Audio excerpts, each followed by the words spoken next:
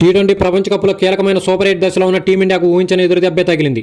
భారత జట్టు star finisher all rounder Rinku Singh కుటుంబ సభ్యుల్లో ఒకరికి ఆరోగ్య అత్యవసర పరిస్థితి కారణంగా జట్టును వీడాడు. జింబాబ్వేతో తప్పక గెలవాల్సిన మ్యాచ్కు ముందు రింకు హుటాహుటిన ఉత్తరప్రదేశ్లోని తన స్వస్థలానికి పయనమయ్యాడు. కొంతకాలంగా లివర్ క్యాన్సర్తో బాధపడుతున్న రింకు సింగ్ తండ్రి ఆరోగ్యం విషమించడంతో ఆయన్ను ఆసుపత్రిలో చేర్పించారట. లివర్ క్యాన్సర్ 4వ దశకు చేరుకున్నట్లు కూడా తెలుస్తుంది. ప్రస్తుతం ఆయన వెంటిలేటర్పై చికిత్స పొందుతున్నారని సమాచారం. ఈ నేపథ్యంలోనే మంగళవారం చెన్నైలో జరిగిన జట్టు ప్రాక్టీస్ సెషన్కు రింకు హాజరు కాలేదు.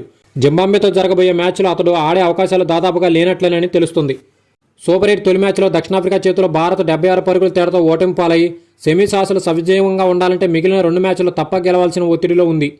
ఇలాంటి కీలక సమయంలో డెత్ ఓవర్లో బ్యాటింగ్ దిగి జట్టుకు అండగా నిలిచే ఫినిషర్ రింకు జట్టు సమతుల్యతపై ప్రభావం చూపనుంది. రింకు మంచి ఫీల్డర్ కూడా కావడంతో జట్టుకు ఇది పెద్ద లోటుగా మారనుందని విశ్లేషకులు అంచనా వేస్తున్నారు. రింకు సింగ్ స్థానంలో తుది జట్టులోకి వికెట్ కీపర్ సంజు శాంసన్ తీసుకునే అవకాశాలు ఉన్నట్లు, దీంతో పాటు దక్షిణాఫ్రికాతో మ్యాచ్లు అనూహ్యంగా పక్కన పెట్టిన స్పిన్నర్ అక్షర్ పటేల్ను జింబాబ్వేతో పోరు కోసం మళ్లీ జట్టులోకి తీసుకురావచ్చనే ఊహాగానాలు గట్టిగానే వినిపిస్తున్నాయి.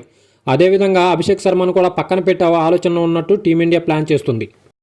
ఈ వీడియో మీకు నచ్చినట్లయితే please like, share and subscribe and comment.